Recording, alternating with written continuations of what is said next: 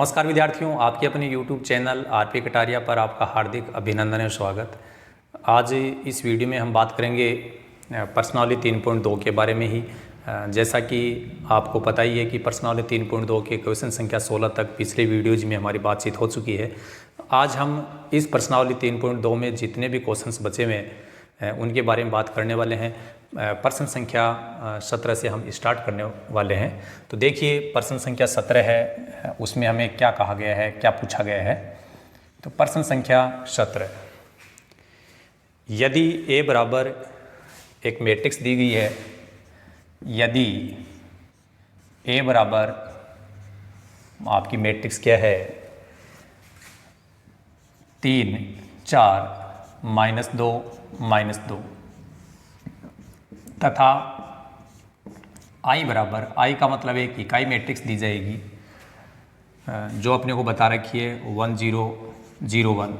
ये 2x2 कोटि की इकाई मैट्रिक्स है एवं A square minus A square बराबर K into A minus 2I हो तो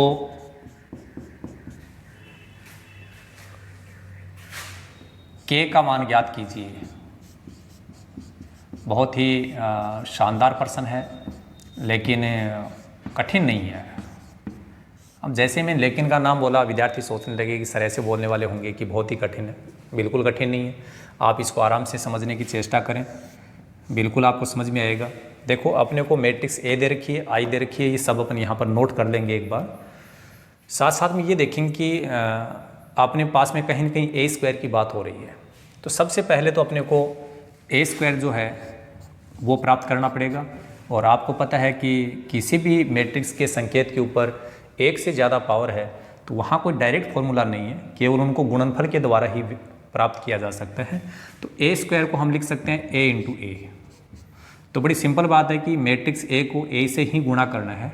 तो आप यहाँ पर ये मैट्रिक्स लिख लीजिए, 3 4 -2 -2 आपकी मैट्रिक्स A है। उसको एक बार फिर लिखेंगे, 3 4 -2 अब गुणा देखो किस प्रकार से किया जा रहा है।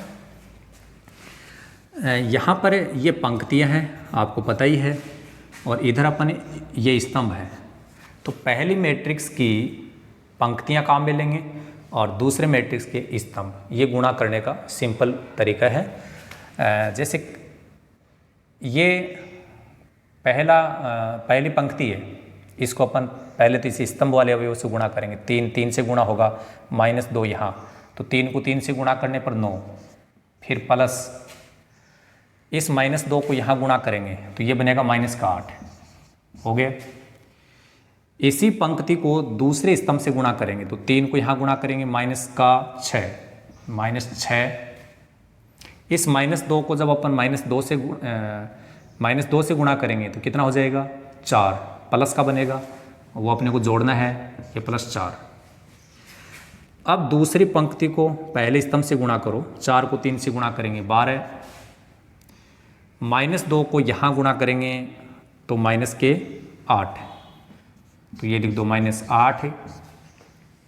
अब इसको अपने को दूसरे स्तंभ से करना, तो 4 को यहाँ गुणा करेंगे -8 और -2 को जब यहाँ गुणा करेंगे तो वो हो जाएगा +4। तो इसको हमें थोड़ा सरल कर लेते हैं। देखिए, 9 प्लस का है, 8 माइनस का है, तो सरल करने पर 1 बचेगा। इसको सरल करेंगे तो -2, 12 में से 8 घटेगा तो यहाँ बच जाएगा 4, और माइनस का 8 है, प्लस का 4 है, तो यहाँ पर -4। ये A स्क्वायर प्राप्त हो गया। अब देखिए, अपने को एक कंडीशन दी गई यहाँ पर, इस कंडीशन को अपन काम में लेंगे तो लिखेंगे, यहाँ पर लिखेंगे प्रश्नानुसार कि अपने को प्रश्न में एक कंडीशन दी गई। वो कंडीशन क्या है, A स्क्वायर बराबर K इंटू A -2I। प्यारे विद्यार्थियों, याद कीजिएगा कि हम लोग यहाँ अज्ञात राशि का मान निकाल रहे हैं और किसी भी दी गई कंडीशन को यदि समीकरण के रूप में दे रखा है तो अज्ञात राशि का मान निकालने के लिए दोनों पक्षों को अपन साथ साथ में सरल करेंगे। ए स्क्वायर है वो यहाँ पर लिखा हुआ है, वो आप लिख दीजिए। ए स्क्वायर उस मैट्रिक्स का रिजल्ट हमें मिला 1 4 -2 -4 बराबर के की वैल्यू तो अपने को निकालनी है। मैट्रिक्स ए ये रही 3 4 -2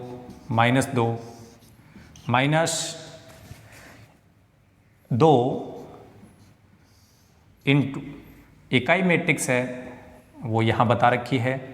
इकाई मैट्रिक्स यहाँ से देख करके हम लिख देंगे। अब देखिए बाकी सब काम हम यहाँ लिख चुके हैं, केवल आगे बढ़ना है तो बाकी स्टेप को हम मिटा देते हैं। जिस व्यक्ति के पास धैर्य होगा वो गणित का महान गणितज्ञ बनेगा और गणित में उसकी अच्छी कमांड होगी। स्पीड बढ़ाने की ज़रूरत नहीं है, स्पीड ऑटोमेटिक बढ़ेगी। जिस स्पीड से मैं आपको समझा रहा हूँ उस स्पीड से मैं करता नहीं हूँ, क्योंकि मुझे वो चीज़ आ रही है। जब मुझे करनी होती है तो स्पीड ऑटोमेटिक बढ़ रही है। ऐसा ही आपके साथ होगा, जब आप लोग इसको समझ चुके होंगे तो आपकी स्पीड बढ़ जाएगी। हम उसको समझना है, समझते टाइम बहुत ही आराम से समझेंगे। देखिए ये जो मैट्रिक्स है इसके दाएं बाएं ना कोई जुड़ रहा है ना घट रहा है, तो इसको तो ऐसा कैसा नोट करेंगे 1 4 -2 -4।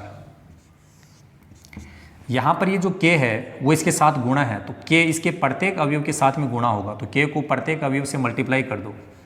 3k 4k माइनस का 2k माइनस का 2k। हमने क्या किया भाई, हमने ऐसा किया कि इसको अंदर गुणा कर दिया। अब यहाँ इस -2 को आप चाहो तो 2 को गुणा कर सकते हैं और आप चाहें तो इस माइनस को भी साथ साथ गुणा कर सकते हैं। यदि माइनस को यहाँ साथ साथ में गुणा करते हो तो आप यहाँ प्लस लगा देना, और माइनस को यदि पहले गुणा नहीं करते हो तो माइनस ही रहने देना। हमने यहाँ प्लस लिख दिया, इसका मतलब -2 को अंदर गुणा करेंगे, तो -2 को अंदर गुणा करेंगे तो क्या होगा -2 0 0 -2। लेफ्ट हैंड साइड है ये, एक बार ऐसे कैसा नोट होगा। ये दोनों मैट्रिक्स आपस में जुड़ रही है, जब जुड़ेंगे तो संगत अवयव जुड़ेंगे। 3k के साथ में ये लिखा जाएगा, और जब भी अपन जोड़ते हैं तो जिसको जिसके साथ जोड़ना है बस उन अवयवों को लिख दो आप, तो जैसे भी है सरल हो जाएगा। इसके साथ इसको जोड़ेंगे तो ये तो -2k ही आएगा। इसके साथ जब 0 को जोड़ेंगे तो ये तो 4k ही आएगा, और -2k के साथ इसको जोड़ेंगे तो ऐसे लिखेंगे -2k और -2। हमने इतना ही किया, जो जो अवयव जिनको जोड़ना था उसको लिख दिया। और ये जो दोनों मैट्रिक्स हैं, इधर भी एक मैट्रिक्स बन चुकी है, यहाँ एक मैट्रिक्स बना ली हमने। दोनों मैट्रिक्स समान मैट्रिक्स है। चूँकि हम ये बात करें कि समान मैट्रिक्स के जो संगत अवयव होते हैं वो बराबर होते हैं। समान मैट्रिक्स के सभी संगत अवयव क्या होते हैं, बराबर। अवयव बराबर होंगे, क्या होंगे भाई, बराबर। देखिए हम k का मान निकालना चाहते हैं तो आप k की वैल्यू कहीं से भी निकाल सकते हैं, जहां आपको k दिखा दे रहा है। पहले अवयव की तुलना यहां से कर दीजिए, तो ये आएगा 3k -2, इसके बराबर में ये 1 आएगा। इसको थोड़ा सरल करके देखो, 3k बराबर 1, ये -2 इधर चला जाएगा, प्लस का हो जाएगा। इसको यदि अपन आगे सरल करें तो 3k बराबर, इधर भी 3 आ रहा है, तो यहाँ से k की वैल्यू कितनी आ जाएगी, 1। अब यदि अपन इसकी तुलना यहाँ से करोगे और फिर k का मान निकालोगे तो भी 1 ही आएगा। इसकी तुलना यहाँ करोगे, दोनों को बराबर लेके वहाँ से भी k का मान 1 ही आएगा, और इसकी तुलना यहाँ करके फिर यदि k का मान निकालोगे तो भी 1 ही आएगा।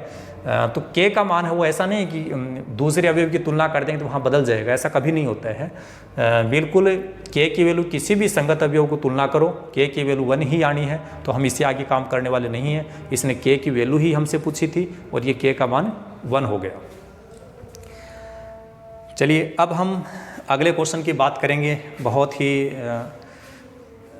परेशान करने वाला प्रश्न हो सकता है, और मैं आपको बता दूं कि प्रश्न संख्या जो 18 है जिसकी अब हम बात करने वाले हैं, वो एक ऐसा प्रश्न है कि जिस विद्यार्थी ने थोड़ी सी भी लापरवाही की तो उसके होश उड़ा देगा। हम चाहते हैं कि वो पर्सन हमारे होश ना उड़ाएं, उस पर्सन के ही हम होश उड़ा दें, और इसी पर्पज़ के साथ में हम ये तैयारी कर रहे हैं। और ध्यानपूर्वक इस पर्सन को आप समझेंगे। पर्सन संख्या 18, इसमें बताया गया कि यदि ए बराबर, ए कोई मैट्रिक्स है,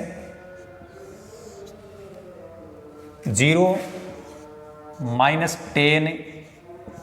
α/2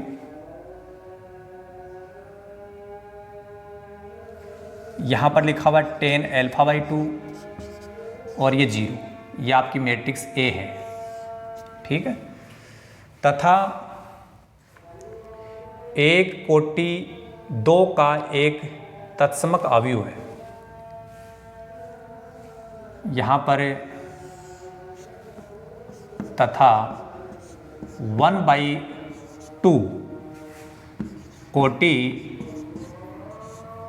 का एक तत्समक अवयव है। तत्समक अवयव क्या है, ये बात हम करेंगे आगे। तो सिद्ध कीजिए कि, तो सिद्ध यहाँ एक न होकर के आई अपन लिखेंगे, पर्सन में थोड़ा मिस हो रहा है। आई 2 कोटि ऐसे समझ लो, चलो 2 कोटि का एक तत्समक अवयव है। तो सिद्ध कीजिए कि a प्लस आई, या i प्लस ए लिखा हुआ, सॉरी, तो अपन उसको उसी क्रम में लिख देते हैं। i प्लस ए बराबर i minus A into cos alpha minus sine alpha और कोस एल्फा। एक बार प्रश्न को थोड़ा फिर से समझ लेते हैं, देख लेते हैं। यदि मैट्रिक्स ए, ये कोई भी एक मैट्रिक्स दी गई है, तथा आई क्या है, 2 कोटि का एक तत्समक अवयव। तत्समक अवयव का मतलब आप उसको इकाई मैट्रिक्स बोल सकते हैं एक टाइप से, जिसके अगर विकर्ण के अवयव हैं वहाँ पर 1 होगा, बाकी अवयव 0 होंगे। ये तो हम बना लेंगे, ऐसा हमें सिद्ध करना है। तो एक बार हम लेफ्ट हैंड जो साइड है उसकी शुरुआत करते हैं। लेफ्ट हैंड साइड में लिखा हुआ है i प्लस ए, और याद रखना जब भी 2 मैट्रिक्सों को जोड़ा जाता है या घटाया जाता है तो उनकी जो कोटि है वो बराबर होनी चाहिए। तो यदि ये 2/2 की मैट्रिक्स है A, तो इसके साथ किसी भी मैट्रिक्स को जोड़ने के लिए उसकी भी कोटि उतनी होनी चाहिए। तो ये जो I हम बनाएंगे, I ऐसे बनेगी, ये हो गई 2/2 की एक इकाई मैट्रिक्स, जिसको अपन तत्समक मैट्रिक्स भी बोलते हैं, प्लस A, ये आपका A है। यहाँ पर अपन A लिख देते हैं। 0 - 10 α/2 10 α/2 और ये 0। आपको पता है कि जब भी अपन इनको जोड़ेंगे तो देखिए किस प्रकार से जोड़ना है।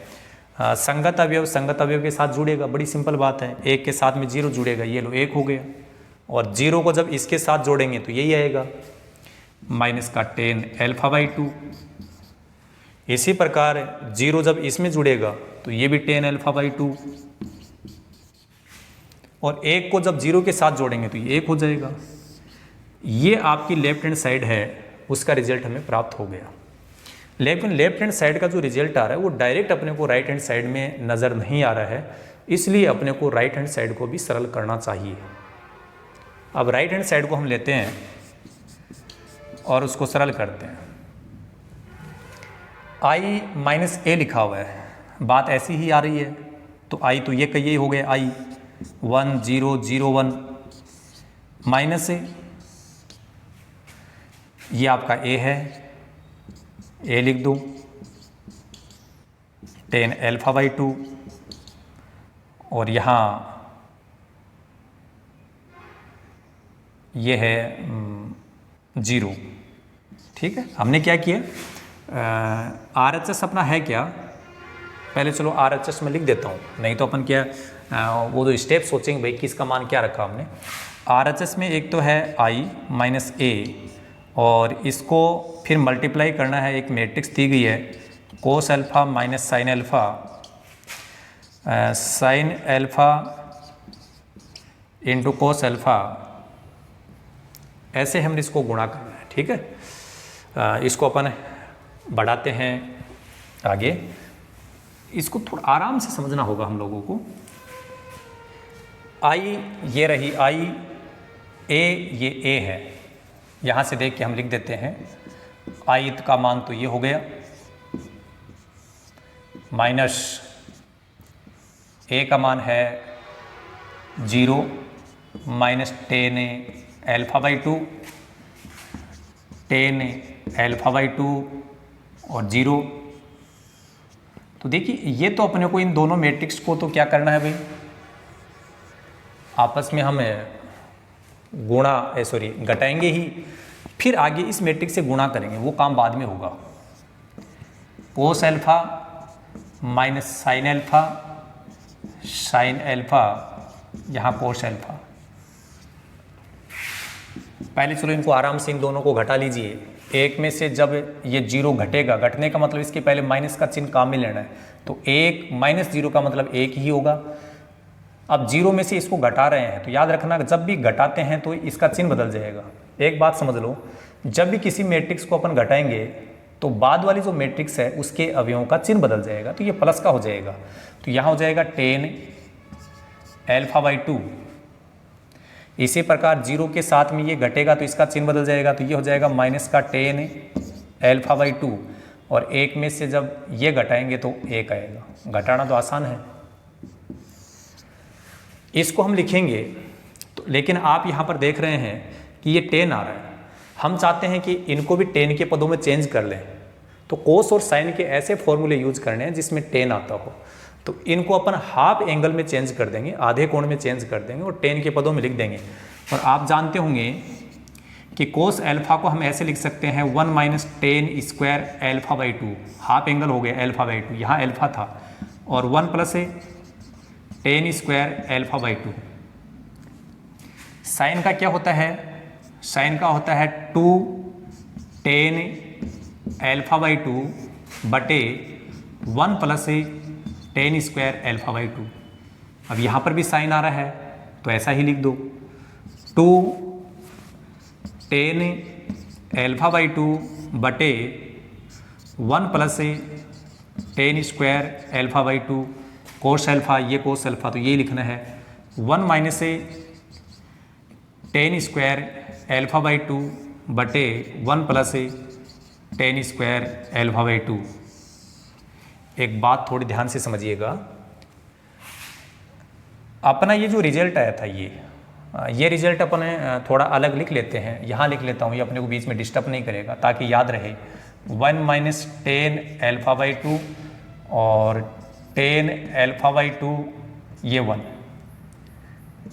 ये अपने की मैट्रिक्स आई थी उसके अवयव हैं, ताकि अपने को ध्यान रहेगा कि लेफ्ट हैंड साइड में हमने क्या प्राप्त किया था। चलिए आगे बढ़ते हैं। ये लेफ्ट हैंड साइड का रिजल्ट अपना, इसको अपन ध्यान रखेंगे। तो इन दोनों मैट्रिक्स को हम जब गुणा करेंगे तो यहाँ पर जो अवयव आ रहे हैं वो काफ़ी बड़े अवयव दिखाई दे रहे हैं। हम चाहते हैं कि इतना बड़े अवयव नहीं हो, तो हम क्या करेंगे, इसमें जो कॉमन चीज़ नज़र आ रही है जैसे 10 एल्फा बाई 2, 10 एल्फा बाई 2 हर कहीं दिखाई दे रहा है, उसको अपन कोई छोटी राशि मान लेंगे। जैसे अपन यहाँ ऐसे मान लें कि माना 10 एल्फा बाई 2 जो है उसको हम क्या मान लें, अक्स मान लें।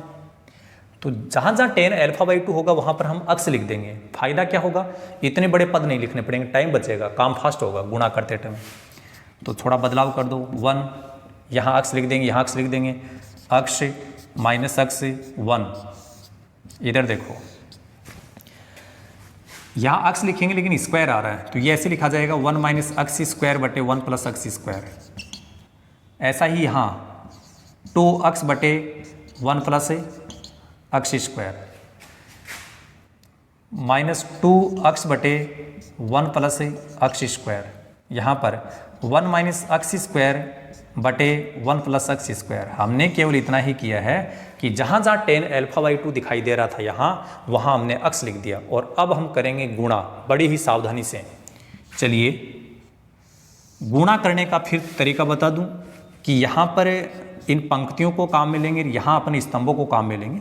पहली पंक्ति को पहले स्तंभ के अवयवों से गुणा कर दो और जोड़ते जाओ। एक को अपन इससे गुणा करेंगे, आपको पता है एक को जब इससे गुणा करेंगे यही आएगा। लिख दो 1 माइनस अक्स स्क्वायर बटे 1 प्लस अक्स स्क्वायर। हम पंक्ति के अवयव काम में ले रहे हैं, एक को हमने इससे गुणा कर दिया, अब अक्स को इससे गुणा करेंगे और इसके साथ जोड़ेंगे। तो चलो प्लस पहले लिख देते हैं। अक्स को यहाँ गुणा करेंगे जब हम, तो इसके बटे में कुछ है नहीं, तो ये अंश में ही माना जाएगा। और अक्स है वो इस अंश के साथ गुणा होगा तो ये 2 अक्स स्क्वायर बना लेगा, तो ये हो जाएगा 2 अक्स स्क्वायर। हर में इसमें भी क्या आ रहा है, हर में इसमें भी 1 प्लस अक्स स्क्वायर ही आ रहा है। एक बार यहाँ तक की बात समझ लो, हमने क्या किया है, 1 को इससे गुणा कर दिया, फिर प्लस और इसको इससे गुणा कर दिया, लिख दिया। पहली पंक्ति को पहले स्तंभ से गुणा कर दिया, अब पहली ही पंक्ति को दूसरे स्तंभ से भी गुणा करो ताकि दूसरा स्तंभ स्टार्ट हो जाए। एक को यहाँ गुणा करो, यही आएगा। तो माइनस 2 अक्स बटे 1 प्लस अक्स स्क्वायर, फिर हमें जोड़ना होगा तो प्लस इस अक्स को यहाँ गुणा करेंगे, हम इस अक्स को अपन यहाँ गुणा करेंगे। तो देखिए क्या स्थिति बनती है।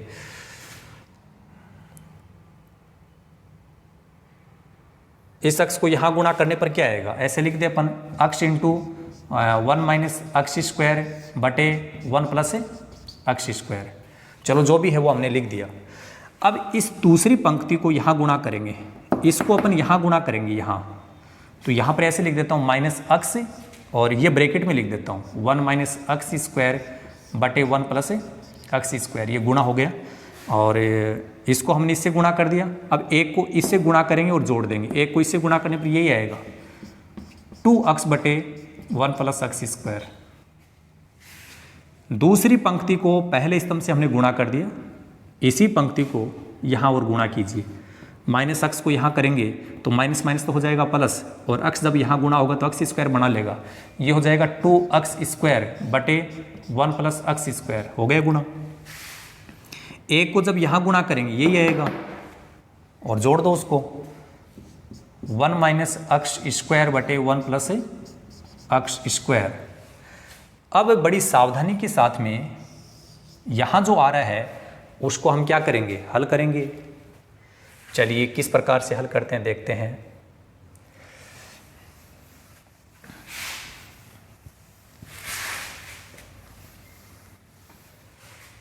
जब अपन इनको जोड़ेंगे तो एक स्टेप में बचाऊंगा, दोनों में हर समान आ रहा है, ठीक है। जब हर समान आ रहा है तो इसका एलसीएम लेंगे तो इसके एलसीएम में 1 प्लस अक्स स्क्वायर ही आएगा। जब हर में यहाँ और एलसीएम तीनों सेम है तो ये संख्या ऑटोमेटिक सरल हो जाएंगी। अक्स स्क्वायर यहाँ माइनस का है, ये 2 अक्स स्क्वायर किसका है, प्लस का है, तो 1 अक्स स्क्वायर प्लस का ज़्यादा है, तो यहाँ पर ये बचेगा सरल करने पर। यहाँ सरल करो, हर समान है तो इसका एलसीएम भी क्या आएगा, 1 प्लस अक्स स्क्वायर ही आएगा।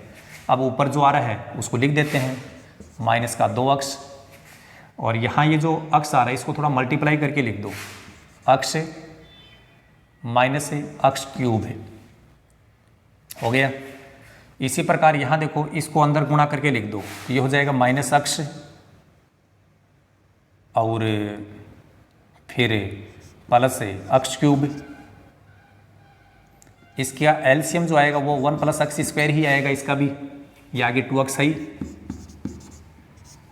फिर देखिए इसको सरल करेंगे, हर में एक जैसी संख्या आ रही है तो इसका एलसीएम भी 1 प्लस अक्स स्क्वायर ही आएगा, और 2 अक्स स्क्वायर प्लस 1 माइनस अक्स स्क्वायर। जोड़ बाकी तो हम लोगों को आता ही है, 12th क्लास के स्टैंडर्ड में हम है, तो जोड़ बाकी करने में प्रॉब्लम नहीं होगी। फिर भी हम लोगों को यहाँ पर बहुत ही सावधानी से काम करना है, क्योंकि एक भी संख्या थोड़ी सी मिस हो जाएगी तो रिजल्ट गड़बड़ हो जाएगा भाई।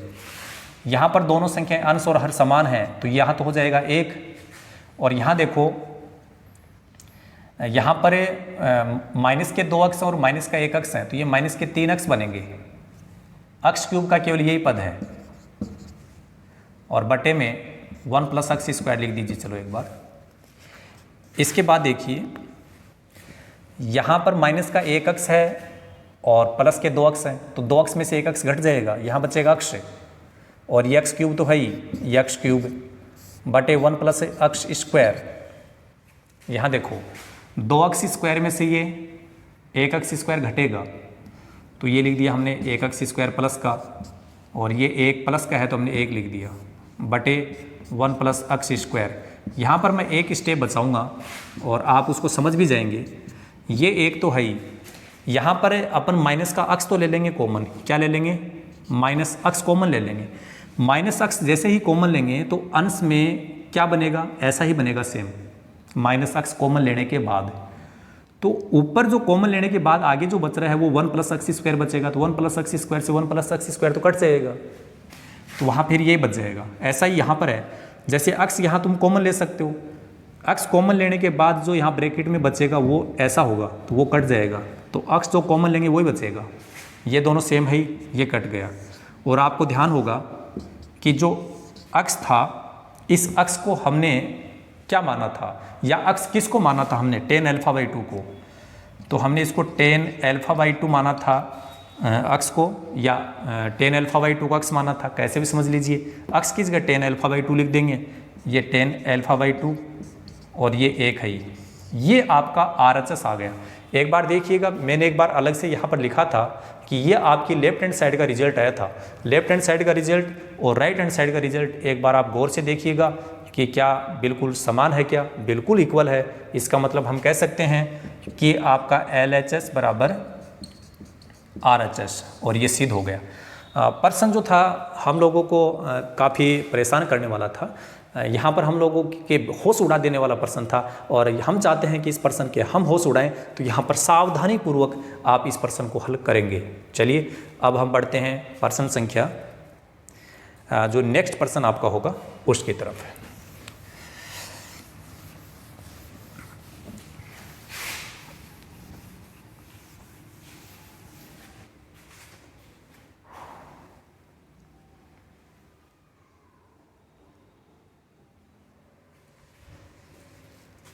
तो प्रश्न संख्या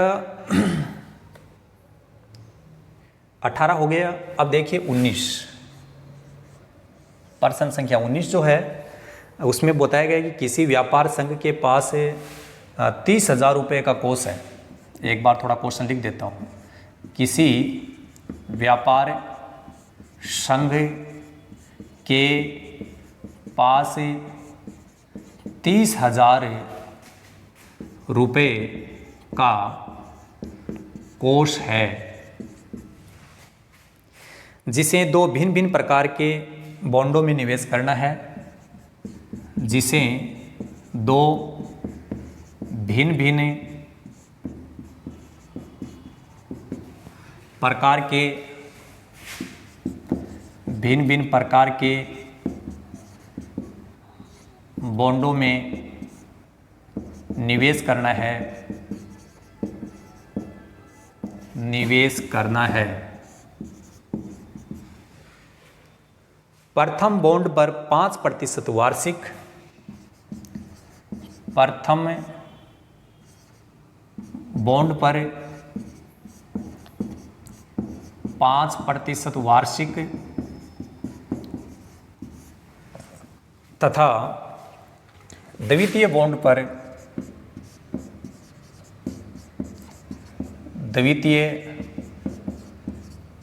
पर 7% वार्षिक ब्याज प्राप्त होता है। वार्षिक ब्याज प्राप्त होता है।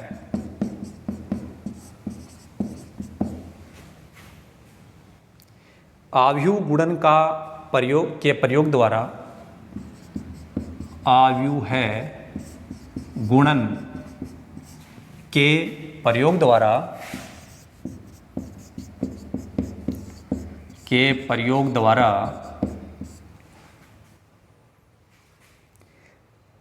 निर्धारित कीजिए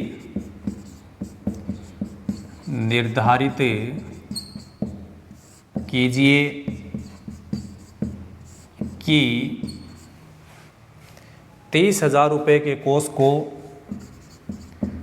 30,000 रुपये के कोर्स को दो प्रकार के बॉन्डों में निवेश करने के लिए दो प्रकार के बॉन्डों में निवेश करने के लिए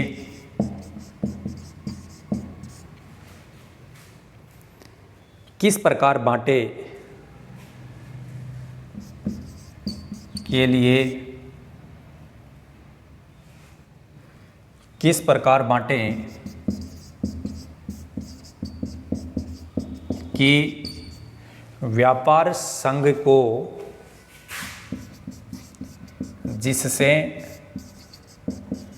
व्यापार संघ को प्राप्त कुल वार्षिक ब्याज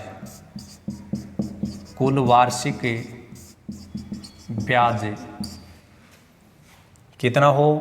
पॉइंट नंबर ए में बता रखा है कि RSA 1800 रुपये और पॉइंट नंबर बी में बता रखा है 2,000 रुपये। पर्सन जो हम यहाँ पर देख रहे हैं, लिखने में भी काफ़ी टाइम लगा है, ये एक मजबूरी है, क्योंकि गणित की ये विशेषता भी है कि जब तक क्वेश्चन हमारे सामने नहीं हो ना तो वो हम समझ नहीं पाते हैं। अब बुक में तो चलो ठीक है, लेकिन मुझे समझाने के लिए आपको यहाँ पर लिखना ही होता है। अब टाइम हो रहा है तो हो रहा है, जो भी है। किसी व्यापार संघ के पास 30,000 रुपये का कोष है। पहली लाइन का मतलब है कि कोई व्यापारी है और उसका संघ है, उनके पास 30,000 रुपये हैं टोटल, जिसे दो भिन्न भिन्न प्रकार के बॉन्डों में निवेश करना है। इसको ऐसे समझ लीजिए कि वो 30,000 रुपये है, वो दो जगह पे इन्वेस्टमेंट करना चाह रहे हैं, दो जगह उनका इन्वेस्ट करेंगे बेनिफिट के लिए। तो 30,000 के दो भाग करने। अब कौन सा भाग कितने का होगा ये बात समझनी है अपने को। प्रथम बॉन्ड पर 5% वार्षिक तथा द्वितीय बॉन्ड पर 7% वार्षिक ब्याज प्राप्त होता है। चलो ये ब्याज तो हम समझ गए।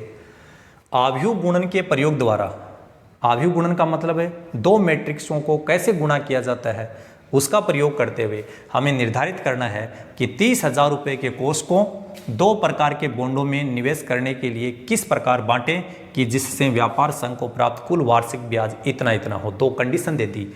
अब इसको ऐसे समझिए कि कुल रकम जो है वो हमारे पास में कितनी है, 30,000। इसके दो भाग बनाएंगे अपन। प्रथम भाग, उसमें हम मान लेते हैं कि X रुपये का निवेश कर रहे हैं। हम दो बॉन्डों में इसका निवेश कर रहे हैं 30,000 रुपये, जिसमें से X रुपये तो हमने कर दिए एक पहले वाले बॉन्ड में, और दूसरा जो बॉन्ड है उसमें कितना निवेश करना पड़ेगा। टोटल 30,000 था, जिसमें से X रुपये हमने प्रथम बॉन्ड के लिए निवेश कर दिए। तो 30,000 में से X घटाने के बाद में जो बचेगा वो दूसरे बॉन्ड के लिए निवेश कर दिया जाएगा। 30,000 रुपये टोटल राशि थी, जिसमें से X रुपये हमने मान लीजिए पहले बॉन्ड के लिए निवेश कर दिए। अब X रुपये को यदि इसमें से घटा देंगे, बाकी जो बचेंगे वो सेकंड बॉन्ड के लिए निवेश हो गया।